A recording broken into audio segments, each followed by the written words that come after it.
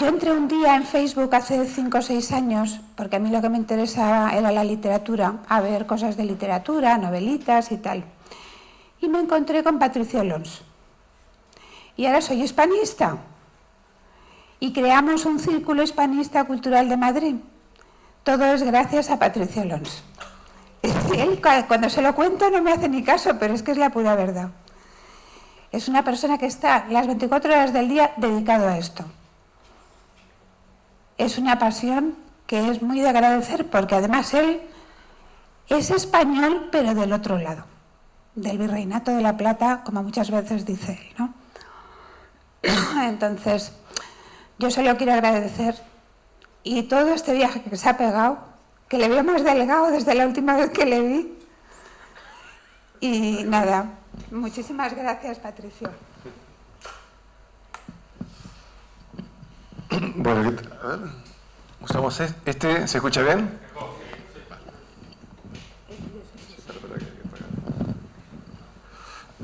Muchísimas gracias a todos y a Lourdes y al Círculo Hispanista de Madrid, todo el empeño que han puesto.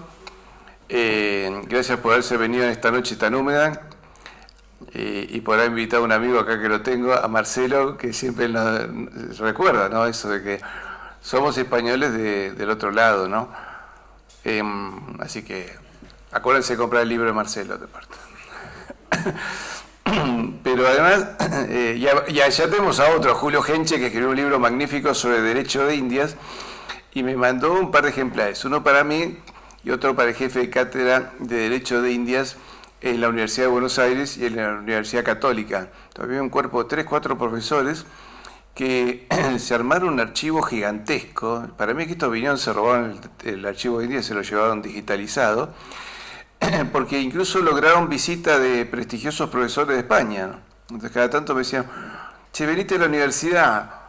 ¿Y por qué? No, sorpresa. Y me encontraba con un importante catedrático de aquí de España. Y como decía el grupo Mocedades, somos la otra España, ¿no? La que huele a caña, tabaco y brea.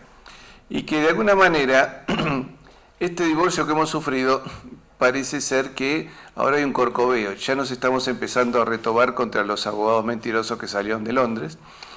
Y ahora es común que las unidades militares del ejército argentino que usan emblemas españoles, que antes los tenían, creo que Marcelo se debe acordar, que era una cosa muy individual, ¿no? El regimiento de tanque de Entre Ríos, a su gente mandaba el emblema donde uno ve un símbolo español. La Brigada de Montaña de Mendoza también, pero era muy cerrado. Bueno, se nota que Marcelo, Gabriel Fossa, también de Rosario, Pablo Dávoli, Lucas Carén, un montón de gente, hemos empezado a hacer ruido. Necesitamos alguno con apellido español, disculpen, que de Rosario son todos gringos, pero bueno, el profesor Julio Carlos González, y ahora vemos que las unidades del ejército argentino ahora sí se muestran, y ya nos invitan a los regimientos, y hace poco el regimiento Patricios es el número 1 de infantería, tiene el mandato de custodiar la ciudad de Buenos Aires, está en pleno barrio Palermo, es un regimiento lindísimo, que se inicia con motivo de las invasiones inglesas a Buenos Aires de 1806 y 1807, pero además participó en la Guerra de Malvinas con una compañía llamada Malvinas de 180 hombres, que para ellos fue todo un drama porque habían vencido a los ingleses y era una unidad que no se quería rendir. Y en un momento vamos a entrar con el tema de las traiciones que sufrimos ¿cómo se llama?, en nuestras Españas. Porque hasta ahora uno se encuentra nada más que logros y cuando parece todo perfecto, inexplicablemente nuestras patrias o nuestra patria dividida en 20 pierde sorpresivamente, ¿no? Sí, la unidad llegó a quemar todos los símbolos del regimiento para que no caigan en manos británicas. Pero es un regimiento que desfila con 2 abanderados. Uno lleva la bandera azul, celeste y blanca, que es una bandera borbónica, cuyos colores nacen de la Orden de Carlos III, el cual nace de la Inmaculada, lo cual nace del milagro de Empel. Y alguna vez charlando con unos oficiales del ejército argentino hablé de la relación que había entre Empell y Malvinas. Y a uno de ellos, muy afecto a escribir, terminó escribiendo un artículo que se llama De Empell a Malvinas. Y es bien válido eso. Y además el otro abanderado lleva la gloriosa aspa de Borgoña. Entonces, bueno, yo dije, un poco por amor a Argentina y amor a España, me traje los dos colores. Tengo acá la flor de lis de la actual Casa Real, la cruz de Borgoña de la Casa de los Austrias, que es un poco el sentimiento americano. Y bueno, y de los trastámaras tengo algunas gotas de su sangre en mis venas. No tengo un símbolo, pero lo llevo dentro de mi espíritu y de mi alma. Entonces, perdón, y además el Regimiento 1 desfila tocando Marcha Granadera, que es la base del himno español, que sería lindo que los españoles lo vuelvan a cantar. El otro día en Granátula de Calatrava pusieron el himno de España y todo el mundo lo escuchaba, pero el único que lo cantaba era yo. El español dice, ¿usted lo canta? Y ustedes deberían, dije, ¿no? Tiene razón.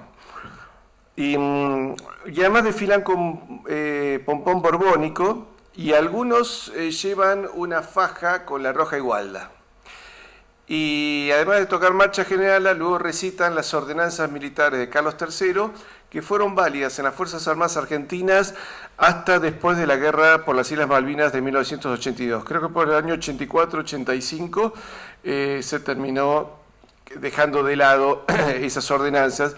Muchos militares se quejaron porque decían que a pesar de su antigüedad eran perfectamente válidas y se habían diseñado con una perspectiva de futuro que la guerra moderna no las invalidaba para nada, ¿no? Pero bueno, con ese espíritu devastador de tradiciones, han sido retiradas del ejército y de las Fuerzas Armadas, pero todavía muchos militares recuerdan que el ejército argentino se formó bajo las ordenanzas militares de Carlos III, creador del Virreinato del Río de la Plata. Por lo tanto, podemos decir que es el protofundador de los actuales estados de Bolivia, Paraguay, Uruguay, Argentina y Guinea Ecuatorial. Ahora, con Lourdes hablamos de un título. ¿Vale la pena luchar por España? Claro, es un título que por el cual uno puede recibir miradas desdeñosas, un reclamo de que sí o una trompada, ¿no es cierto? Entonces, obviamente que la idea es que sea un disparador para que nadie suba al escenario y me pegue, sino que es la idea, charlemos un poco sobre lo que somos. Entonces, yo le dije a Lourdes, sería interesante que mostremos un poco lo que somos, porque algo que yo estuve viendo en los pueblos que estuve visitando, hace poco estuve en Granátula de Calatrava, un pueblo que tiene 500 habitantes, y organizaron lo que se llama Primera Jornada de la Leyenda Negra, ¿no? La conquista española y las falsas noticias.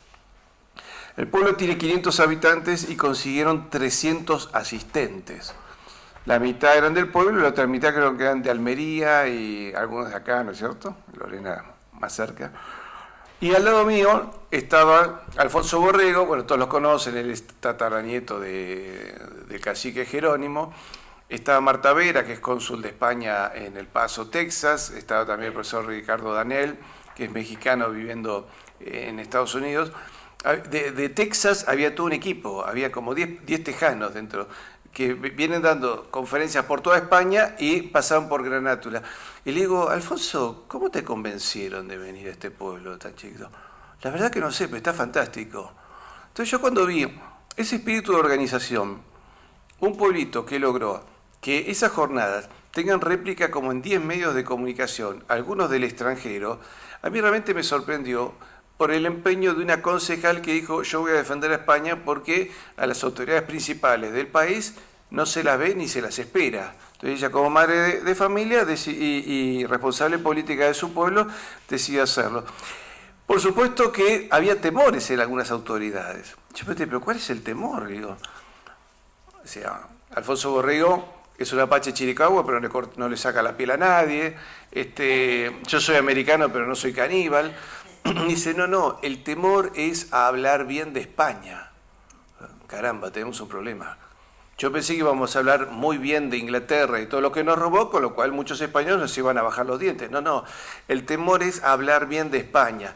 Y yo dije, bueno, caramba, tenemos un problema, pero tenemos un espíritu latente, ¿no? Y yo creo que el espíritu latente español se mantiene en cada piedra que he visto y en cada gente que las mira con emoción, en cada persona que ha asistido y se ha emocionado, porque nosotros desde América, y yo creo que puedo hablar incluso en nombre de Marcelo, que amamos España porque tenemos una fuerte pasión argentina. Es decir, queremos mucho España porque queremos la Argentina. Entonces, es así. Así es. Sin duda alguna. Lo tengo entrenado. No, por supuesto que es ese sentimiento común que tenemos todos. Entonces, yo me di cuenta que en ese pueblo estaba esa verdad latente. Y me acuerdo mucho, alguna vez dije en unas conferencias en estos días, aquella frase de Santo Tomás de Aquino que dice: adórote devote latens deitas, que se puede ver en algunos sagrarios, ¿no? Te adoro devotamente, deidad oculta.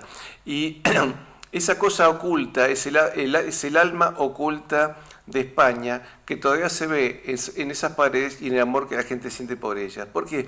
Porque cuando me dicen, ¿y cuándo nació España? A mí me encanta porque me piden una fecha. Y yo le digo, miren, el error de ponerle fechas a los nacimientos de los países es un error que cometemos en América. Entonces todos decimos, los argentinos decimos, nacimos el 9 de julio de 1816. Ah, sí, ¿cómo aprendimos a hablar español? Vino, como dice otro hispanista argentino, Gabriel Fosa, porque vino una paloma, una gaviota española, se le cayó un diccionario a un indio que era español charrúa y el indio solito vio que esos dibujitos reflejaban palabras y aprendió a hablar. No, vino a España y durante 300 años desarrolló una civilización.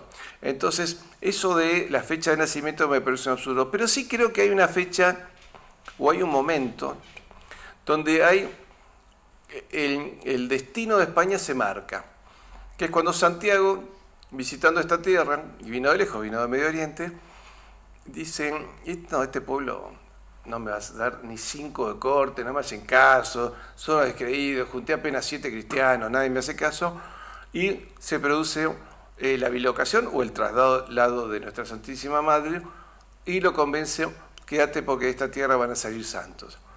Y no solo salieron santos, sino que salieron profundos pensadores, que como decía Chesterton, que siempre digo es el más español de los ingleses, y él decía, a la hora de pensar en un tema profundo, en una duda filosófica o teológica, terminamos abrevando en un pensador español. Y además provocó y produjo santos y letras y grandes plumas en el continente americano.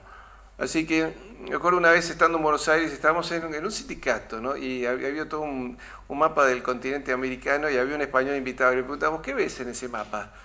Y el continente americano, 30 países. Le digo, no estás viendo. Y lo que estás viendo es el imperio español dividido en 20. Entonces recordamos la frase de Vasconcelos que decía, no nos pongamos tan orgullosos cuando vemos tantas banderas en la ONU de países que hablan español, porque eso no significa fortaleza, sino debilidad.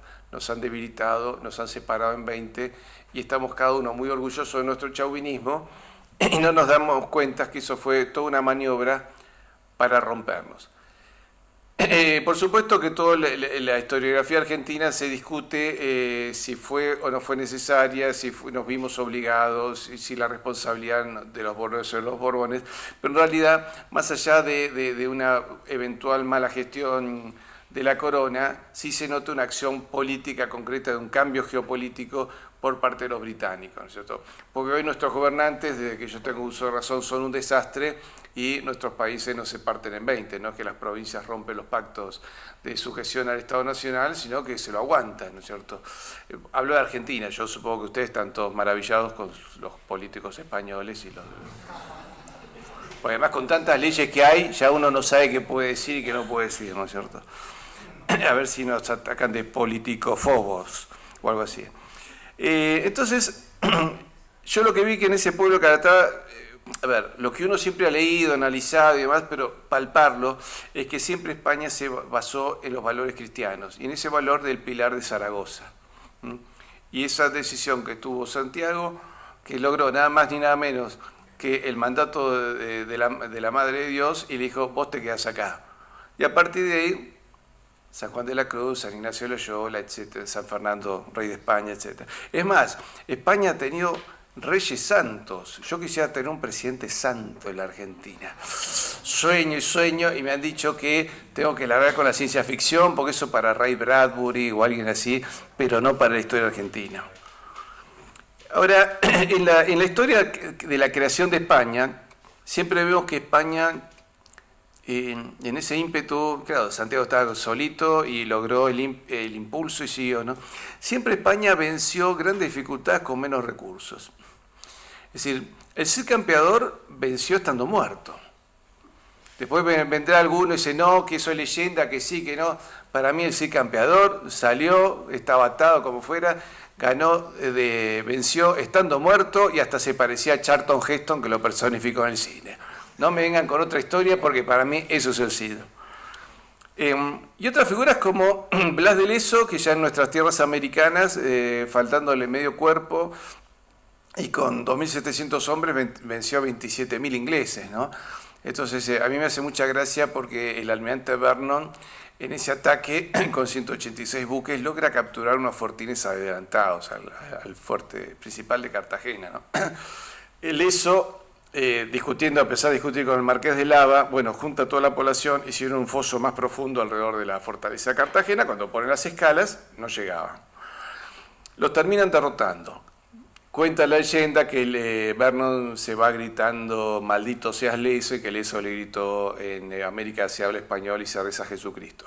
Supongo que eso está fantástico para la leyenda, pero si no es literal, si no ocurrió, lo deben haber pensado. O sea, por lo menos es posible que una situación similar se haya dado, aunque sea a la distancia, ¿no?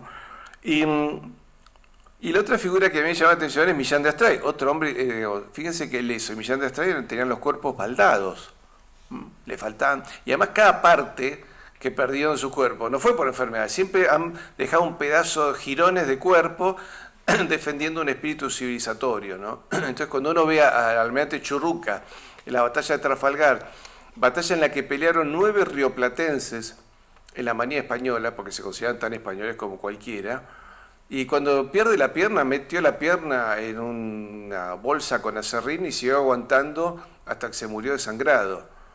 Entonces, si se fijan, hemos tenido gigantes que no hemos sabido llevar al cine, porque Churruca, Álvaro de Bazán, con 22 victorias, Luis de Córdoba, que en una sola victoria prácticamente quiebra a la bolsa británica, no han tenido una cinematografía adecuada.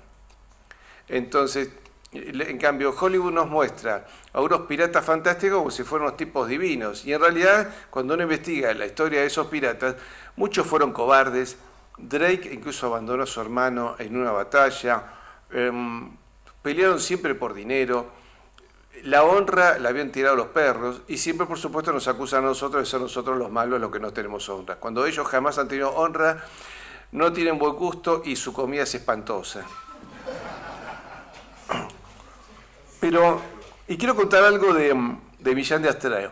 Millán de Astray, ahora me dicen que no es políticamente correcto nombrarlo, pero en realidad, si uno habla de la historia, los personajes existen. Si tengo que hacer un análisis sobre la Segunda Guerra Mundial, y en algún momento lo tendré que mencionar a Stalin, a Mussolini, a Hitler, a Churchill y a Roosevelt. Eso no me hace ni comunista, ni fascista, ni anglófilo, ¿no es cierto? Son los personajes, ¿no?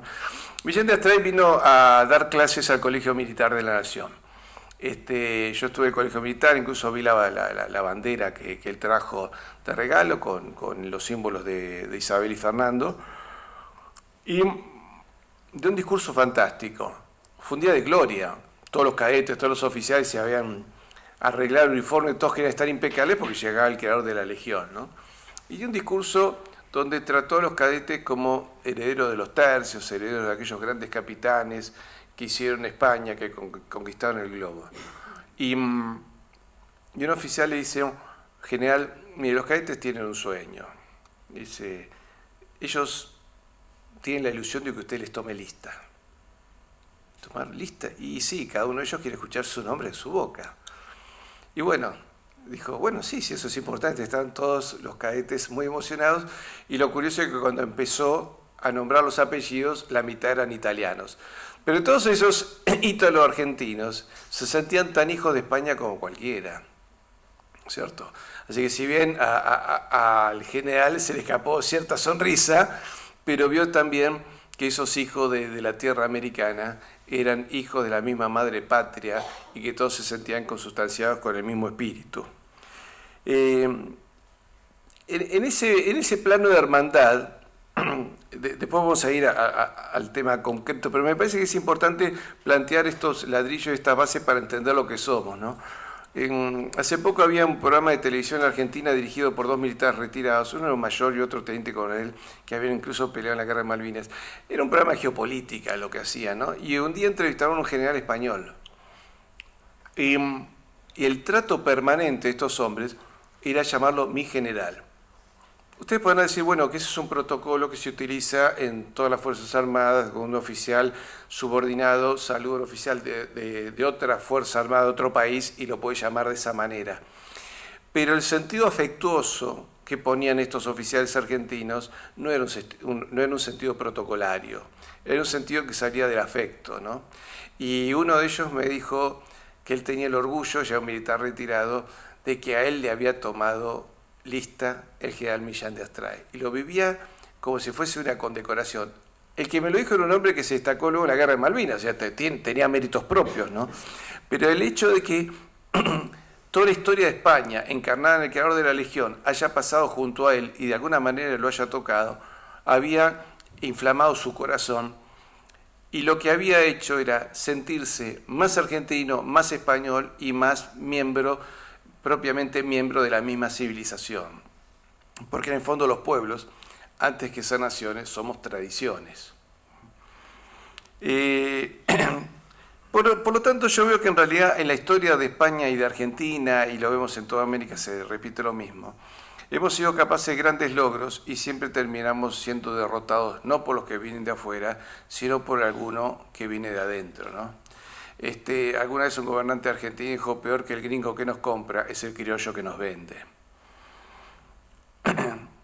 España, después de la Reconquista, nace como primer Estado moderno, ¿cierto? Entonces 1492 es un año glorioso, la Reconquista de Granada, las campanas de Londres empezaron a tañir de las iglesias celebrando el triunfo sobre el infiel, motivo por el cual mi discusión con un historiador militar inglés que me decía por qué las Malvinas tienen que pertenecer al orbe hispánico de la Argentina. Porque en 1493, cuando se firma el Tratado de Tordesillas, ustedes todavía reconocían a Santa Sede como árbitro internacional de los litigios entre príncipes cristianos. Así que, pero bueno, como son de ellos de pragmáticos, cuando es necesario cambian hasta de religión y ningún problema, ¿no es cierto? Y, perdón, en un momento se me escapó lo de Vernon. Vernon conquista apenas 2 fortines, pierde, y cuando me decía un historiador argentino que vio la lápida donde está enterrado Vernon, dice, conquistó Cartagena hasta donde llegaron sus buques. Eso me parece genial, una mentira fantástica, es decir, conquistó Cartagena hasta donde llegaron sus buques. Yo estoy esperando cruzarme algún día con Miss Universo o Miss España, saludarle, y si ya me saluda, después que alguien haga mi biografía en Wikipedia y diga, conquistó a Miss Universo hasta donde llegaron sus palabras. Creo que quedaría fantástico. Si a Marcelo le pasa, vende más libros. Yo creo que sí. Ahora, a partir del digamos, tenemos la Reconquista y tenemos la presentación de la gramática de Antonio de Nebrija, ¿no? Que el discurso de Nebrija, todo el texto donde habla con Isabel, es fantástico, pero para mí la frase antológica es cuando ella le pregunta qué es y él le dice, esta es el arma más poderosa a los pies de su majestad. Y gracias a Nebrija, que caminó el imperio por todo el mundo, ¿no es cierto? La hija Nebrija se convirtió posiblemente en la primera catedrática universitaria de España y tal vez de Europa, así que España en realidad fue líder en ¿cómo se llama? Pionera en líderes femeninos, ¿no? Porque además el principal asesor de Isabel, además de Carlos Cisneros, era Beatriz Galindo, y además le había ganado la corona a otra mujer, a su sobrina Juana. Así que a veces cuando me hablan de feminismo, que hay que buscar que la mujer española debe reivindicarse. La verdad que las españolas del siglo XV y XVI eran unas leonas, ¿no es cierto? Yo no veo que hayan estado muy sometidas, y no veo a Isabel sometiéndose a nadie, ¿no? Recordemos cuando dice, ¿qué poder tiene mi almirante sobre mis vasallos para convertirlos en esclavos y darlos a donde no corresponde, ¿no es cierto? Y salta ella y sale en defensa de los indios. Pero el otro elemento que tenemos como elemento de construcción del primer Estado moderno es la pragmática de Medina del Campo, donde se define la moneda. Y a partir de ahí, la moneda española, no sé si tenemos alguna imagen de algún real de A8, Lourdes. Sí. La moneda española, digamos, suple en el manejo del Mediterráneo los ducados italianos. Pero luego a partir de las macuquinas y luego los posteriores reales de A8, termina dominando el mercado mundial. ¿Por qué en algún momento se utiliza macuquinas, que era una moneda menor? Porque el tema era enseñarle a los nativos de América el arte del buen comercio. Entonces, al comienzo, la idea de pagarles con moneda al indio por su trabajo, al indio le hubiese resultado absolutamente absurdo, ¿no es cierto? Si yo me mato trabajando y me dan chapita de metal, ¿para qué las quiero?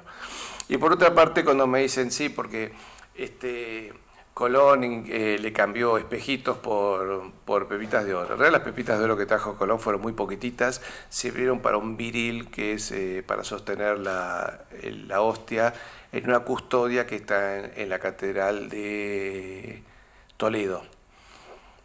Pero los sitios decían, pero estos tipos son tontos, si llevan estas piedritas de colores y me están dando algo difícil de hacer, como un espejo, que nunca lo habían visto, ¿no es cierto? Entonces, en realidad, España no engañó a nadie, cada uno obtuvo lo que necesitaba.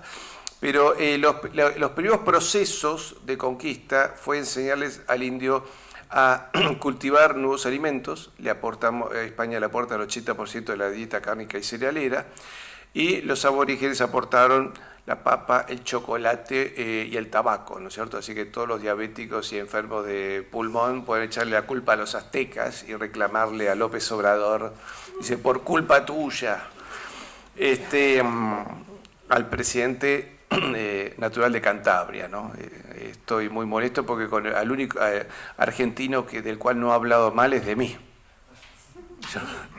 De Marcelo habló mal, de Bergoglio habló mal, del padre Olivera Rabasi también habló mal, de mí todavía no. Así que estoy muy celoso, pero en fin. Ahora, ¿qué genera esa moneda? El predominio financiero de la corona y de la monarquía católica española en todo el mundo. Y era una moneda en base a un valor real y tangible, ¿no? La plata. Estaban, por supuesto, los billones de oro, pero que eran de menor circulación, eran muy finitos, y prácticamente era como para trasladar tesoros, ¿no? La moneda cotidiana eran los reales.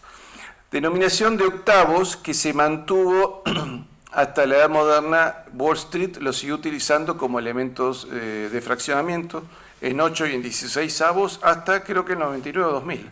Por ese año más o menos se cambió el modelo y pasaron a decimales.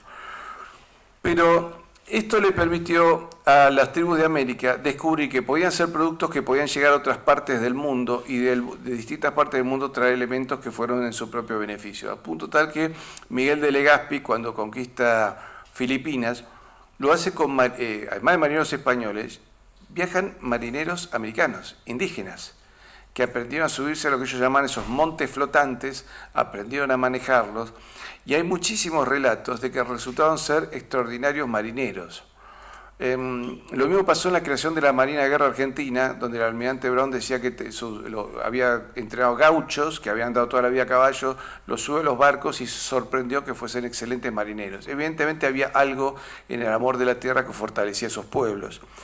Pero el tema es que esa moneda termina siendo incluso copiada, ¿no es cierto? A ver, algunos legítimamente, el thaler de una emperatriz austríaca también ha recibido en todas partes del mundo, pero sabemos, bueno, en ese momento eran primos, ¿no es cierto? De hecho, la primera máquina seca de acuñación que tuvo Sevilla se la regalaron los Habsburgos de Austria a la Casa Real en España, ¿no es cierto? Entonces, pero luego sí aparece alguna imitación, que son los Digdaler de Dinamarca, que no solo es moneda de plata, sino que el diseño, si buscan un $10, van a ver que tiene un parecidísimo enorme con nuestros reales españoles. Entonces, ¿por qué era el tema? Porque no solo tenía que tener plata, tenía que tener prestigio. Y España lo que tenía era un prestigio en que su economía se sostenía en un gran imperio. Entonces, de alguna manera, los daneses se hincaban de eso y manoteaban un poquitito de grandeza. Pero esto, ¿a quién molesta? Y molesta a todos aquellos que no quieren una civilización ordenada, que en el fondo detestan de alguna manera la humanidad. Y podemos decir que la codicia y el encono contra España aparecen en la Liga Hanseática. Reconozco que es una idea mía, pero me parece que no estoy tan alejado, porque ahí luego aparece, digamos, sobre eso se monta la codicia que nace con el luteranismo. ¿Y ellos qué le molestaban? Dos cosas. Una, los límites morales que ponía Roma para la contratación de trabajadores, y otra era el predominio financiero de una moneda que no les pertenecía. ¿Por qué? Porque todos los pueblos de Europa, cuando querían, digamos, comercializar con China o con el Imperio Otomano o con Rusia, tenían que hacerlo con reales de 8. ¿Por qué? Porque los otomanos, los hindúes y los rusos, cuando tenían que comercializar con China, China exigía pesos españoles. Entonces, naturalmente se convirtió en moneda internacional a la cual todos querían acceder. Pero, evidentemente, el mundo de la usura, de la especulación, de la antiproducción, requería una moneda falsa, una moneda en papeles. Entonces, le molestaba el real de 8 y las leyes de Roma. Y ahí aparece Lutero. En fondo, un hombre con un desequilibrio patológico y que hasta plantea una nueva teología. No salvamos nada más que por la fe, y si somos ricos, hay del pobre, que lo han tenido muy asumido, ¿no? Recuerdo verse una comedia, un señor de Wall Street que era muy egoísta y uno dice, ¿pero no tiene miedo de irse al infierno? Yo como me voy al infierno, si soy rico y trabajo en Wall Street. Tenía asumidísimo que eso era un valor moral que le iba a ganar la salvación eterna. La verdad, siempre me sorprendió esa preocupación. Entonces, ese mundo decidió a lo largo un plan que se fue gestando durante mucho tiempo. Todos conocemos esa propuesta para humillar a España en 1711, que en su momento el doctor Julio Carlos González la publicó y la hizo conocer por todos los historiadores. Buscaron la caída de los dos imperios católicos más grandes del mundo. O sea, el imperio católico más grande de Europa, que era Francia, el imperio católico más grande del mundo en los dos océanos, en el Atlántico y el Pacífico, que era España, que se han convertido prácticamente en lagos españoles. Y además, en ese mismo proceso, conquistan a los dos imperios paganos más populosos del mundo, India y China. India era un conglomerado de reinos, Inglaterra los conforma en uno solo, pero no solo como colonia. Y en ambos países, Inglaterra provocó una mortandad indiscriminada. En la India con la hambruna, la provincia de Birmania perdió 2/3 de su población en la primera hambruna, se habla de hasta 20 millones de muertos, porque había que sembrar opio, y el opio lo meten en China, y según algunos relatos, 1 de cada 4 chinos adultos era opiómano y posiblemente se murió a causa del consumo de opio. Yo lo he charlado con algunos médicos, que los médicos hacen el análisis del paciente cero y todo eso, si había algún dato, y me dicen, realmente saber la cantidad de millones de muertos que Inglaterra provocó en India y China es muy difícil, no hay datos suficientes, pero mínimamente no deben bajar de 30 millones por país.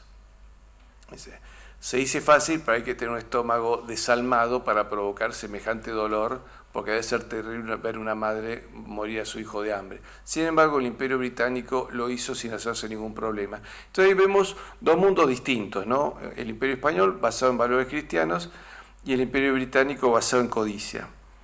Ahora, la caída de Francia y de España, ¿qué ha provocado?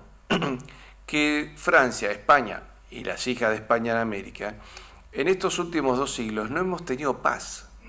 A ver, paz real. Dice, bueno, que yo hace 40 años que no estamos en guerra, cosas así podemos decir. Pero tenemos una violencia interna, unos enfrentamientos durísimos entre sectores, de gente que toma una postura y otro que toma otra, ya en política, en economía y hasta en cuestiones sanitarias, ¿no? Y ahora en cuestiones de sexo, ahora nos tenemos que pelear entre hombres y mujeres y entre indefiniciones múltiples. Entonces realmente el grado de fraccionamiento de nuestros países indica que no tenemos paz. No nos matamos por la calle, pero ya no tenemos concordia interna. A partir de la falta de concordia podemos decir que se vive un enfrentamiento latente que impide que nuestros países lleguen a buen puerto. Y por lo tanto tampoco tenemos política exterior soberana. Por supuesto muchos de ustedes me dicen, no, pero España está en la Unión Europea. Sí, fantástico. Pero ¿cuántas decisiones se toman en Bruselas? ¿Y cuántas son decisiones soberanas que pueden tomar los españoles? Y me parece que ahí España le pasa lo mismo que a Argentina. Muchas decisiones soberanas no hay. ¿La OTAN cubre a Ceuta y Melilla? ¿Canarias? No sé. ¿Pero y Gibraltar? A ver, España tiene su territorio hollado por una bandera británica en la punta del país, ¿no es cierto?, en Gibraltar. Del otro lado de la línea debe ser muy doloroso para un español ver flamear la Union Jack ahí a la vista. A nosotros nos pasa lo mismo, la única diferencia es que tenemos 400 kilómetros para llegar a Malvinas, entonces no la vemos. Pero nos está pasando lo mismo, pero sí la vemos en cada uno de los 10.000, 11.000 veteranos de guerra que todavía viven, ¿no es cierto?, que todavía lo recuerdan. Y además lo vimos de otra manera cuando los cazas británicos despegan de la base Mount Pleasant en Malvinas, llegan hasta el continente, llegan hasta la cordillera de los Andes y vuelven impunemente y no podemos hacer nada porque nuestros gobiernos se han encargado de justamente debilitarnos. Entonces me parece que ni España ni Argentina tienen verdadera política exterior soberana, que es la verdadera política de un país, ¿cierto? Toda la política interna, educación, salud y demás es para proteger, para fortalecer las bases de un país, para que el país tenga la política exterior, que es la política de soberanía. Entonces, hoy hemos llegado a una situación en que el predominio británico y norteamericano, que es un predominio basado en saqueos, nos han quitado ahí nuestra moneda, el real de A8, y nos han sustituido primero por la libra, luego por el dólar. Pero este predominio, que está basado básicamente en bombarderos, ¿cierto? A mí me hacía gracia cuando, gracias, es penoso, ¿no? Lo gana la presidencia Barack Obama. Entonces le dan el premio Nobel de la Paz por ser presidente producto de una minoría. Ese es el único mérito, el color de su piel, y por eso. Y a las 48 horas le estaba declarando la guerra, mandándole bombardeos a no sé qué país, ese con el premio Nobel todavía fresco, ¿no es cierto? Todavía no había tomado temperatura y ya sus bombarderos. Biden hizo lo mismo. Estos demócratas son tipos fantásticos, muy progresistas, muchos derechos de minoría, esto y aquello, pero todo lo basan en bombarderos nucleares, ¿cierto? Lo primero que hacen es mandar a sus bombarderos a pasear por el mundo. Entonces, yo creo que ese predominio en base a la violencia es un predominio que puede vencer temporalmente, pero no convence, ¿cierto? Y por mucho Hollywood que haya, creo que son millones de personas que no se tragan el cuento de Hollywood, porque cuando ves pasar un bombardero sobre tu país, ya no hay Hollywood que valga, ¿no es cierto? Nosotros lo hemos vivido cuando en la guerra de Malvinas los satélites norteamericanos le dieron todo el apoyo a las Fuerzas Armadas británicas y además de darle misiles aire-aire para sus casas, para los cazas británicos, lo cual marcó una diferencia a favor de ellos. Cuando Estados Unidos tenía un tratado de defensa con nosotros, el Tratado Interamericano de Asistencia Recíproca, cuando le dijimos, bueno, cumplan con el tratado y apoyen, no, dijo, no, pero ese tratado es en función de que ustedes nos apoyen a nosotros en una eventual guerra contra la Unión Soviética. ¿Y cuándo nos toca que nos apoyen a nosotros?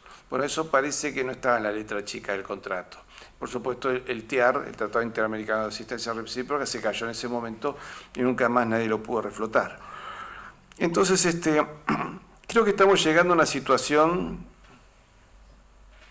Me encanta esta comparación porque aquí estamos viendo cómo, creo que ustedes pueden ver que todo lo que es la misma cultura española la vemos en América, ¿no es cierto? Pero estamos llegando a una situación donde la propuesta del egoísmo es la Agenda 2030, que no tendremos nada, pero seremos felices. Yo cuando alguien me dice, no tendrás nada, pero vas a ser muy feliz, digo, alguien se está quedando con lo mío. Además, eso de determinar que yo voy a ser feliz, mi felicidad pasa por una situación espiritual mía, no que un burócrata en Davos me diga cómo es que yo voy a ser feliz. Eso, no voy a psicoanalista menos a Davos.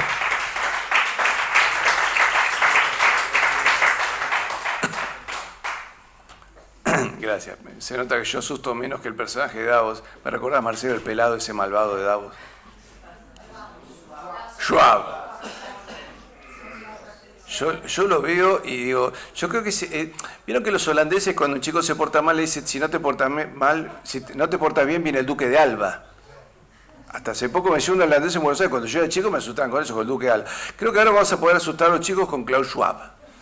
Si te portás mal, viene el pelado Schwab y te lleva. Y creo que lo que se viene en este momento, y por qué creo que vale la pena luchar por España, se viene un caos, evidentemente. Es decir, creer que Occidente, por vía de las movilizaciones políticas, que también hacerlas, ¿no es cierto?, porque es una manera de poner un freno y de alguna manera ir generando un cauce de reacción, vamos a lograr restaurar nuestros países cuando vemos que están carcomidos los mismos valores de convivencia y donde además están carcomidos los valores de continuidad de la especie, ¿cierto? Porque digamos, el hombre nace como tribu y la función de la tribu es ir cuidando a la matriz, a la madre y al bebé y a la madre embarazada. Sobre eso el hombre la cubre, el hombre desarrollaba la protección, desarrollaba los alimentos y hasta plasmaba eso y estaba orgulloso de eso, como lo vemos en las cuevas de Altamira, ¿no es cierto? Aquellos primitivos íberos o la tribu que fuese, no sé si eran carpetos, betones, o celtas, pero dije, ese hombre da un salto cualitativo en la civilización. Dice, bueno, yo soy capaz de hacer esto y descubrí que lo puedo plasmar y creó una obra de arte en las cuevas de Altamira. Y me parece que esa es una cueva de la cual todos los españoles tienen que sentirse orgullosos. Y creo que nosotros de Argentina también nos sentimos orgullosos de que esa cueva nació acá en España. Por lo tanto, como nosotros somos herederos por el mismo idioma de Goya, de Velázquez, de Quevedo, etcétera, etcétera, también somos herederos los argentinos de las cuevas de Altamira. Y nosotros nos sentimos orgullosos y creo que todo español debe sentirse orgulloso de aquel hombre primitivo que un día dio un salto y demostró que tenía espíritu, que tenía alma, que tenía algo para decir y que tiene la capacidad. Un animal no puede hacer lo que hizo ese hombre en la cueva de Altamira. Sí lo puede ser una persona porque una persona tiene alma. Un perro no puede pintar. Eso es lo que nos diferencia a los seres humanos. Y tal vez por ese espíritu fue que Nuestra Señora se presentó en Zaragoza. Entonces, ¿qué es lo que creo que se viene? En algún momento creo que es decir, el hombre pasó de la tribu a los primitivos reinos, a las primeras organizaciones, pasamos por el pensamiento griego, el imperio romano, que es la forma ya moderna de organizarnos, su caída, su sustitución por el cristianismo, un cristianismo que perduró más de 1000 años y a partir de ya Lutero y la revolución luterana, la degradación lenta hasta el momento de hoy, donde pasamos del antiguo régimen a monarquías modernas, a ya constitucionales, a repúblicas y las repúblicas, lo que estamos viendo, al caos. Entonces ya los gobiernos no protegen a la madre, le dicen, sos madre si te percibís como madre, porque también hay que ver si te sentís mujer, tiburón, delfín o mojarrita. Y tampoco hay por qué proteger al niño. Y es más, hasta el gobierno se impulsan que al niño bien se lo podría matar. Y ya que estamos en el camino, también se mueren algunas madres. ¿Y por qué no matar a los abuelos que están enfermos? Pero tal vez no sea el abuelo, sino que sea el tío o el padre, que tan grande no era, pero alguien decidió, un burócrata, que bien se le podía aplicar algo para que este señor vaya con su alma a presentarse a San Pedro, ¿no es cierto? Pero hasta incluso eso, me he enterado que en algunos hospitales se han querido sacar las capellanías y escuché a algún ministro diciendo, bueno, si la gente quiere sus vicios, que se los pague, cuando estamos negándole la asistencia espiritual a un enfermo, lo cual me parece hasta un acto de crueldad. Entonces yo me pregunto, estos estados modernos que están fracasando, ¿Es simplemente porque se les ocurrieron ideas locas o tiene un odio perverso al cristianismo? Porque yo lo que estoy viendo en muchísimos políticos es un odium fidei absoluto, que lo único que les preocupa es eso, ¿cierto? Entonces, el hombre moderno que ha decidido que la población tiene que reducirse, que además hay que bestializarla, ¿cierto? Creo que muchos deben haber visto ese video que muestran un concurso entre estudiantes españoles de 1970 y luego del 2020. Los de 1970 tenían un altísimo nivel de formación académica y a los del 2020 ya le preguntaban quién era el mejor tenista o el nombre de un futbolista preferido porque había bajado absolutamente el nivel de exigencia académica.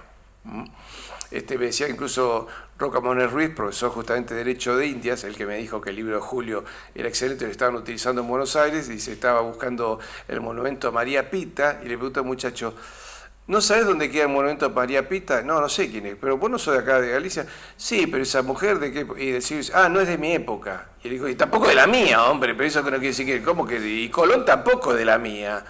Y eso es el argumento para no conocer la propia historia. Yo creo que viendo todas las piedras y murallas que he visto en España, no me logra entrar en la cabeza el tema de que un español no quiere España.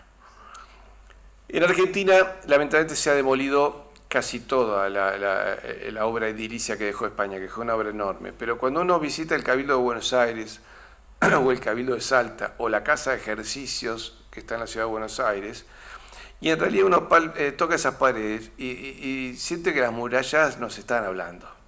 Las paredes nos hablan y nos indican que ahí hubo sudores, esfuerzos, ingenio, un pensamiento concreto civilizador que dijeron vamos a hacer algo, vamos a hacer lo que somos y lo vamos a plasmar sobre ladrillos en un nuevo mundo. Es decir, España se trasladó acá con todo su ingenio. Entonces, la verdad, si a mí esos pocos edificios que quedan en Argentina a mí me llaman al corazón, no puedo entender un español que yo creo que si salimos acá a 200 metros, algo histórico nos vamos a encontrar. Yo cuando estuve en Toledo no podía caminar 10 metros, me invitó una historiadora local y cada 50 pasos tenía, bueno, acá está el caballo que se arrodilló del rey, creo que era Sancho, otro decía, no, fue el del Cid, esa es la discusión. Y a cada paso me iba encontrando con una piedra con historia. Entonces, pero caramba, ¿cómo no poder amar eso? Obviamente que pude ir a ver la muerte del conde de Orgaz, la pintura del Greco, y yo me hubiese puesto un banquito ahí y me hubiera quedado una hora mirándolo.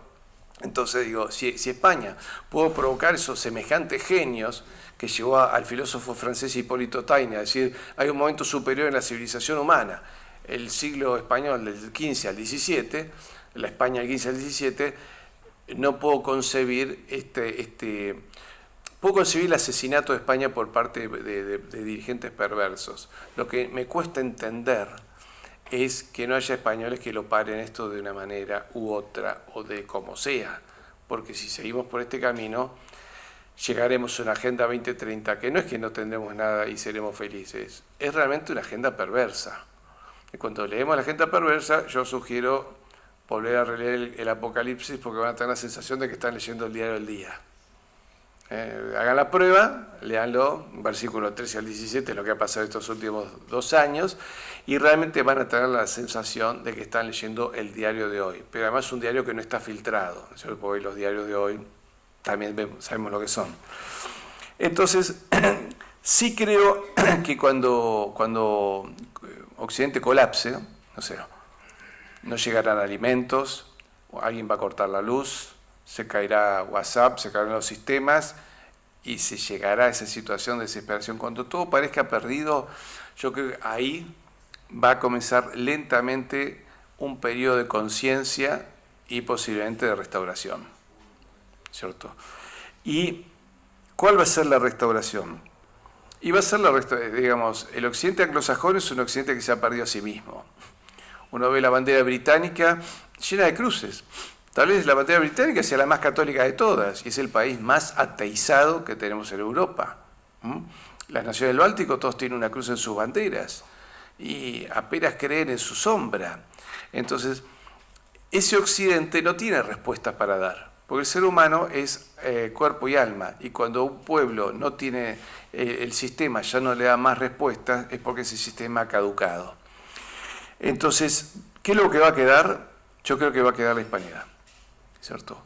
Con ese espíritu de resistencia numantina que yo veo en los españoles que todavía no se rinden y que me decían, desde que estaba por viajar me dice, no, mire, venga porque acá está todo muerto, todo. Yo, cada español que me decía, tiene que venir, yo les escuchaba una voz de luto, digo, este viene a un funeral, porque todos absolutamente deprimidos. Llegué, ya recorrí no sé cuántas ciudades y en todos lugares hemos visto una respuesta favorable de la gente, un entusiasmo, gente que nos ha reconocido en el AVE o en la calle. Entonces digo, caramba, no está perdido. Que un pueblo como el de Calatrava, con 500 habitantes, junte 300 personas para un evento, es un porcentaje altísimo. Entonces me parece que lo que tiene que haber simplemente es una toma de conciencia de las personas buenas, que creo que las hay y muchas. Me decía el otro día un amigo que vio una encuesta que decían que el 70% de los españoles estaban dispuestos a luchar por Ceuta y Melilla. Entonces, pero que le había llegado el mensaje que decía el 30% de los españoles no pelearían por Ceuta y Melilla. Bueno, entonces hay que lo del otro lado. El 70% está dispuesto a pelear. Y yo diría que es bastante alto, porque cuando se hizo una encuesta sobre el amor a su patria y la disposición a pelear de todos los países de Europa, el que más tenía era Grecia con el 65%. Entonces, a ver, el 70% de los españoles están dispuestos a pelear. Bueno, caramba, no están tan mal los españoles, ¿eh? Me parece que le ganan a varios países. Hay países donde directamente la gente, ante una situación de guerra, directamente decidiría irse. Sin embargo, el 70% de los españoles dice que estarían dispuestos a pelear por Ceuta y Melilla. Creo que esto se va a salvar en la medida que comprendamos ese valor de tradiciones, ¿no? Como dije antes, el hombre nace en una tribu, genera usos, hábitos y costumbres, desarrolla su cultura, es decir, la capacidad que tiene el hombre de tomar de la naturaleza lo que la naturaleza por sí sola no le da, ¿no es cierto? La naturaleza le da el río, él hace la sequía, la naturaleza le dio el árbol, él hace el mueble o la leña. Ese es el paso cultural, que le permite desarrollar palabras. Y cuando aparece la verdad revelada, ahí se consuma y pasan de tribu a civilización. Y España logró unir todos esos valores. Logró unir ese espíritu romano, que siempre los romanos decían, a nosotros se nos dio el don de gobernar, de hacer estados. Los griegos demostraron ser atletas del pensamiento, y España sumó ambas cosas. Y además lograron afincarse y aferrarse, en el fondo, en la forma más humilde, que es cuando el Rey de Reyes nació en un pesebre de Belén, que es como haber nacido en un taller mecánico, ¿no es cierto? Porque en el fondo, ¿qué era un pesebre? Llevaban al burro para que se lo alimenten y se lo cuiden unas horas.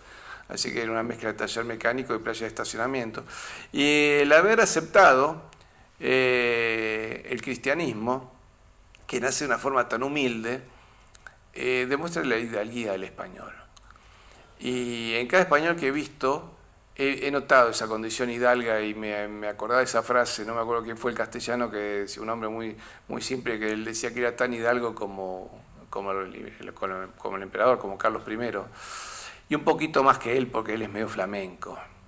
Entonces, caramba, hay que decirle eso a Carlos V. A mí se me caería la mandíbula. Sin embargo, lo tenía con muchísima claridad. Y me parece que el haber pasado de la tribu al imperio denota la fortaleza que ustedes tienen. Me parece que cada español es mucho más fuerte de lo que creen. Que Marcelo lo hablamos, pero también con otros amigos que vinieron acá a España, me decía Gabriel Fossa, me dice, mira, cuando veas a los españoles, para que son más fuertes de lo que ellos creen. Lo que pasa, dice, se nota que no son conscientes de su fuerza. Y en todos los lugares que hablé, a mí me llamó la atención, por ejemplo, todos los españoles conmigo se portaban realmente afectuosamente bien. Veníamos con mi hijo en el taxi, y el taxista despotricando contra todo lo que pasaba, y me dice, mire lo que hacen nuestros países en política exterior, nosotros debemos apuntar a Hispanoamérica porque mi esposa es peruana. Y cuando le conté quién era y lo que hacía, el hombre se emocionó y cuando llegamos a destino, yo no sé cómo hizo, tuvo el don de la bilocación, porque cuando yo quise abrir la puerta, ya había bajado, me la estaba abriendo. Y me dice, gracias por eso, me dice, realmente me emociona. Le digo, pero que no es que usted me tenga que agradecer algo. Lo que hacemos desde América es nuestra forma de agradecer a España. En realidad creo que nosotros estamos acá por un espíritu de agradecimiento. Entonces me parece que es al revés, nosotros tenemos que agradecer y ustedes tienen que ser conscientes de su fortaleza y no dar ni un paso más atrás, ¿cierto? Me parece que España es mucho más de lo que los mismos españoles son conscientes de lo que son. Yo creo que a pesar de la Agenda 2030, de todas las intenciones perversas, el demonio tiene sus planes, Dios tiene los suyos, y creo que utilizará como ariete de reconstrucción a España. Yo les hablaba de las cuevas de Altamira. Para mí hay tres cuevas que son como periodos de España. Una es Altamira, la otra es Covadonga. Don Pelayo dice, yo no me rindo, voy a resistir, aunque al obispo Opa no le guste. Me hace acordar un poco lo que dijo Benedicto XVI, a la iglesia la van a restaurar los fieles. O sea, él ya sabe lo que tiene adentro. Dice, la van a restaurar los fieles, no los sacerdotes. Y don Pelayo dijo, yo de acá no me rindo, e inició una lenta reconquista que duró casi 800 años. Y de alguna manera el mal logró confundirlos. En algún momento el español se olvidó de lo que era, se olvidó de esas raíces, y hoy estamos viendo la caverna de Platón, ¿no es cierto? Entonces nos pasan unas imágenes y creemos que eso es la realidad. Y que a veces cuando un español sale, ve que no es la realidad, vuelve y les avisa, los demás lo golpean porque dicen, no puede ser, la verdad es lo que muestra la imagen. Creo que en algún momento se van a dar cuenta que es imagen. No sé, como le dije antes, el día que se caiga el sistema de luz, de internet, y que no lleguen buques con granos, y que acá se siga atacando la industria agrícola, que he visto que toda la gente de campo se queja de eso, que le complican la producción agraria. Me han dicho incluso aquí en Granato me decían hasta el tema del agua, le ponen medidores, cuánta agua pueden usar, le hacen todas las complicaciones habidas y por haber para que no puedan sembrar, pero a la vez han aprobado una serie de derechos de los perros. Entonces si uno tiene un perro en el jardín que no está declarado, un vecino lo puede denunciar y las multas son de varios miles de euros, o sea, encima son prácticamente confiscatorias de la vida, ¿no es cierto? Y el perro pasó a tener muchos más derechos que el español. Realmente, si no nos damos cuenta que nos están sustituyendo como pueblos, nos sustituyen la cultura, nos traen inmigración que no tiene que ver con la cultura española, pero además directamente van por la vida los españoles. A ver, lo mismo nos pasa a nosotros, ¿eh? Nuestros gobiernos van por la vida de los argentinos. Entonces, creo que estamos viendo esa última cueva. Y creo que vamos a salir de esa cueva, ¿no? Es decir, vuelvo a recordar lo que decía Chesterton, ¿no? Cuando hay dudas de pensamiento se termina un pensador español, y también dijo, cuando la civilización humana siempre se ha salvado por un grupo de personas que decidieron ser inactuales. Entonces yo creo que todos ustedes que están acá son españoles que decidieron ser inactuales, no escuchar la televisión, no escuchar los cantos de sirena con los cuales los quieren confundir y hacerles creer que España está muerta, y se han puesto de pie para defender la roja igualda y todo lo que ello simboliza. Y cuando ustedes defienden la roja igualda, están defendiendo también el azul celeste de nuestro país. Y están defendiendo los colores de Uruguay, de Chile, de Bolivia y de cada rincón de América, porque si España se llega a caer, nosotros nos caemos como un dominó. La decisión en aquel momento del presidente Juan Domingo Perón de apoyar con alimentos a España era porque sabía que era imperioso que España se salve, porque sin España se morían nuestros cimientos. Por lo tanto, se moría la raíz y la savia que alimentaba a la Argentina, y Argentina va a terminar muriéndose tiempo después. Así que yo creo que tanto la decisión de él como la decisión de rescatar la fecha del 12 de octubre por parte del presidente Hipólito Yrigoyen son hitos que nos unen a españoles y argentinos en particular, pero creo que con toda Hispanoamérica. Quiero comentarles también que cuando fue la guerra de Cuba, en Buenos Aires y Montevideo se hacían colectas porque todos estaban preocupados, nuestros hermanos orientales y los argentinos, de que había que comprar una fragata a España. Claro, si se podía comprar inmediatamente, bueno, no importa, pero se hizo el esfuerzo y se juntó el dinero para enviar a España, porque de alguna manera teníamos que apoyar. Y cuando fue la guerra, creo que la batalla de Ifni, ¿no? Ahí hubo un contingente argentino que fue a pelear, y cuando en este siglo la piel de toro se tiñó de rojo, también vino la Armada Argentina a rescatar, que fue en Alicante, 1.491 españoles. Y a diferencia de lo que hacían otros países que le preguntaban si habían hecho el trámite en la embajada, entonces había buques norteamericanos, buques ingleses, pero ustedes hicieron el trámite en la embajada, y si estamos a los tiros en Madrid, ¿qué trámite que haga?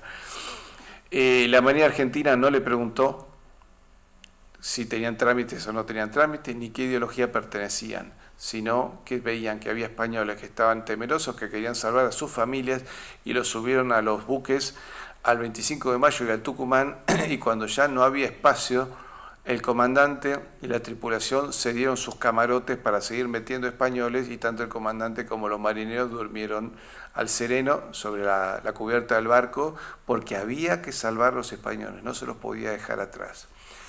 Y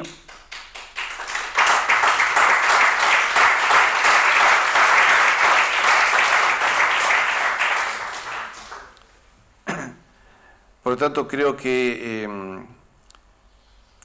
tanto los españoles como sus hijos de América, no sé en qué momento nos cargaron con el peso de la leyenda negra. Es un proceso larguísimo, lo inician en algún momento los italianos, pero digamos la política fuerte vino de Países Bajos, la inventan los calvinistas holandeses, la imprimen los luteranos alemanes y la difunden los anglicanos, los ingleses. Así que tenemos que dejar de creer en la mentira y creer en nuestras fuerzas. ¿Por qué? Porque si uno pasa al lado del Palacio Real y ve que es más grande que Buckingham, realmente tiene que ser motivo de orgullo y no podemos estar acomplejándonos. Yo creo que Carlos III de Inglaterra le encantaría haber vivido como el Carlos III de España y tener semejante Palacio Real. Buckingham es muchísimo más chico. Y cuando vemos el imperio español en todo el mundo, a los ingleses les hubiera gustado tener ese mismo imperio, pero sin matar gente, ¿no es cierto? Porque cuando uno lee que la única india que se salvó fue Pocahontas, y que encima sufrió bastante cuando llegó a Inglaterra, en cambio las indias americanas se casaban con los españoles sin ningún drama. Hace poco dijo un político argentino, tomando la frase de Eva Perón, que ella dijo: somos hijos de conquistadores. Y él dijo: sí, somos hijos de conquistadores, pero no de conquistados, porque los conquistadores se mestizaron y se enamoraron. A mí me encanta la historia de Juan Ortiz, aquel joven oficial de 18 años que lo envió el gobernador de Cuba a buscar a Pánfilo de Narváez, que se había perdido por el sur de lo que hoy es Estados Unidos. Y Pánfilo de Narváez llegó a una zona, se enfrenta con unas tribus y cometió una serie de villanías, ¿no? Entonces los indios entraron en contacto con él y pelean con él. Cuando llega Juan Ortiz, el cacique indígena dice: otra vez esto, pensó que eran los mismos. Bueno, le fue mal al grupo de Juan Ortiz, los matan a casi todos, menos a él. Y a él, el cacique le quería quemar las plantas de los pies. Pero pasó algo en el medio. Los ojos de Juan Ortiz, con 18 años, se cruzaron con los ojos de la hija del cacique. Y viene, se enamoraron, y la chica le dice a la mamá: lo quiero para mí. La madre y la hija le agarraron las orejas al pobre cacique, que con tal de no escucharlas más se los dio, y lléveselo, se lo lleva a otra tribu, donde ella le pide: por favor, cúrenlo para evitar que mi padre vuelva a tomar la idea. Y 10 años después sale el gobernador de Cuba y dice: pero se me perdió Pánfilo de Narváez, ahora se me pierde Juan Ortiz, y manda un tercer grupo, que por suerte no se cruza con estos indios, sino que se cruza con otros, y cuando los ven acercarse, el oficial español manda a cargar los arcabuces, y un indio, con tonada andaluza, le dice en perfecto castellano: no disparéis, soy cristiano. Y ahí se enteran que este joven Juan Ortiz, entre sus 18 y 28 años de edad, les había enseñado el español y los había cristianizado, los había hecho hijos de Cristo a toda esa tribu y le había cambiado la vida. Sí, bueno, caramba, qué espíritu que tenían los españoles y qué capacidad y qué claridad de ideas que tenía un muchacho de 18 años que sabía claramente lo que tenía que hacer con esa tribu. Les tenía que cambiar la vida y les tenía que llevar su civilización y su fe porque era superior. Ahora, el último adelantado de España tenía 15 años, que era el nieto de Miguel de Legazpi.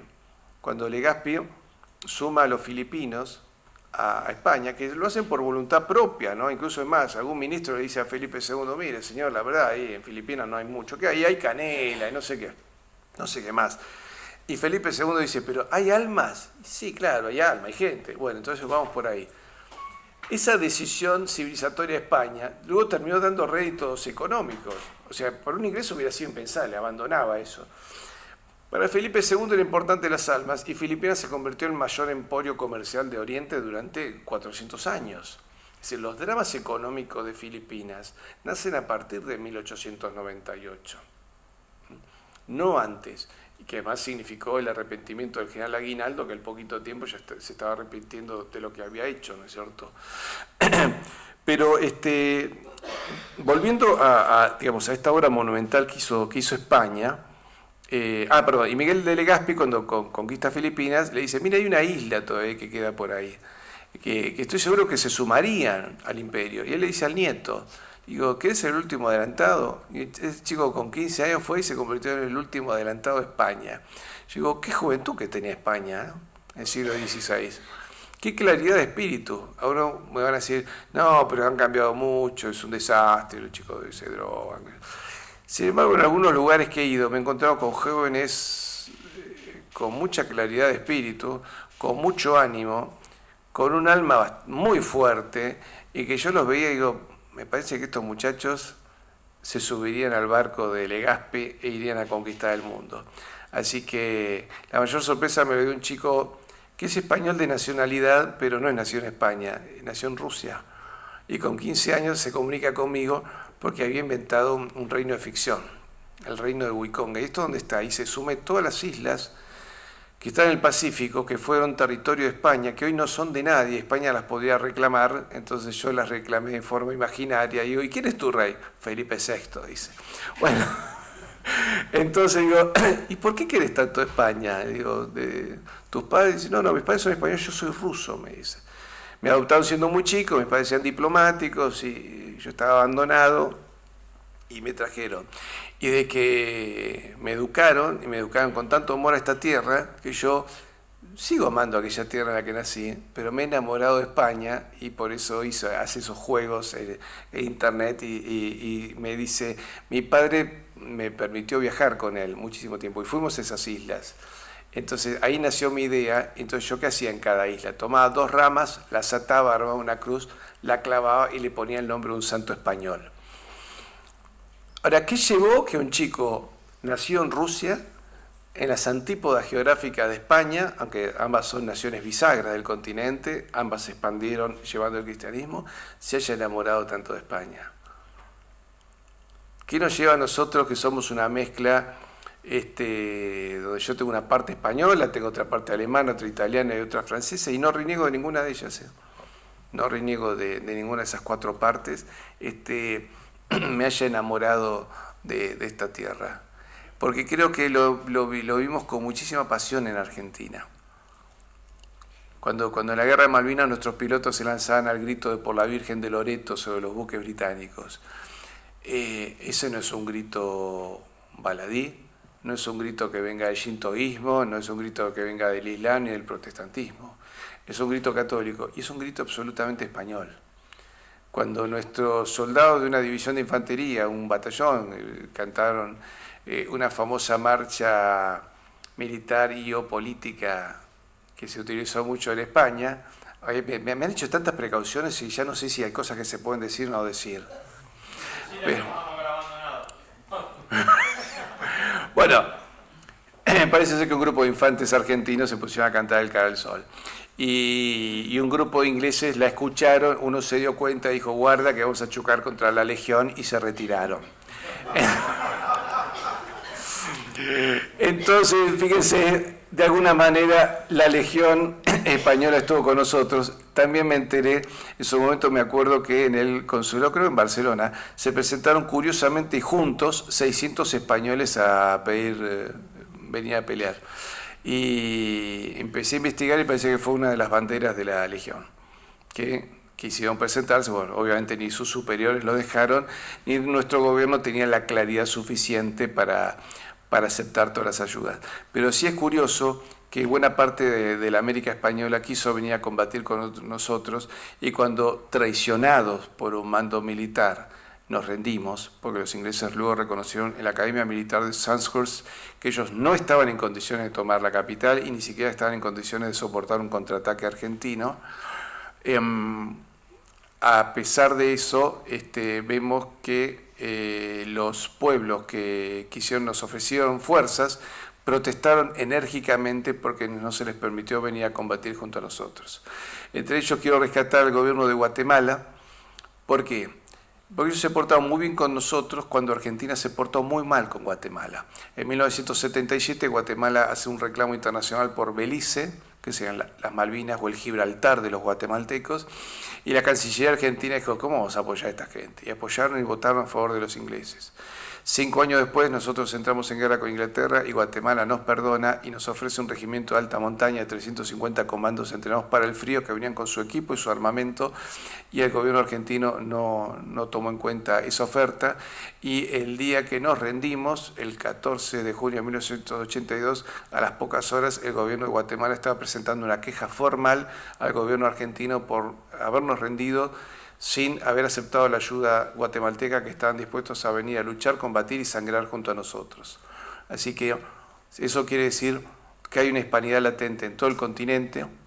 Por supuesto recordamos a nuestros hermanos del Perú, que ellos sí lograron llegar con un escuadrón de aviones y tuvieron que insistir bastante para que su ayuda sea aceptada. Sin embargo, ahí Perú estuvo haciendo una maniobra muy difícil con un Hércules y 10 cazas Mirage, dirigidos por un oficial de la Fuerza Aérea Peruana que era hijo de argentinos y de apellido español, y él dijo, tenemos que estar junto a Argentina en esta circunstancia. Me parece que a pesar de todo lo que estamos viviendo y de esta crisis que estamos viendo, donde parece desmenuzarse la educación, la familia y todo lo que estamos, y los gobiernos, creo que podemos ver que se siguen produciendo gran cantidad de pensadores, hay mucho pensamiento, hay mucha voluntad, que es un grupo pequeño, sí, pero siempre la civilización se salvó por una minoría. Por lo tanto, queridos amigos, queridos compatriotas españoles, no aflojen, rendirse no figura en el diccionario español, y las veces que hemos sido derrotados ha sido por traidores, no porque hayan podido con nosotros. Así que España fue más de una vez traicionada, fue traicionada en América en la Guerra de Secesión, fuimos traicionados los argentinos en 1982 como antes en 1955, vemos la mano pérfida de la pérfida Albión en buena parte de esas operaciones, no digo que en todas porque debe haber algún inglés bueno que no tiene tiempo de pensar en nosotros, pero nunca hemos sido derrotados por debilidades propias, hemos sido derrotados tal vez por nuestra inocencia, por nuestra bonomía, por nuestro buen corazón y por nuestra generosidad de espíritu. Pero solamente necesitamos que haya un buen Señor, porque creo que hay muy buenos vasallos. Así que, queridos amigos, recordando aquella frase del Cid, por un Gibraltar español, por las Malvinas argentinas, ¡viva España! ¡Viva Argentina! ¡Viva!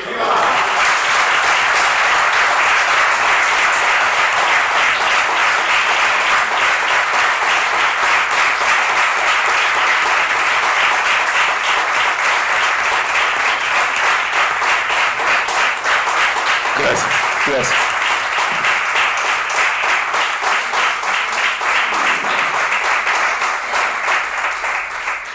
Preguntas, no que no tenga, sino que no me corresponde. Lo que sí quiero es hacerle un humilde homenaje a Patricio,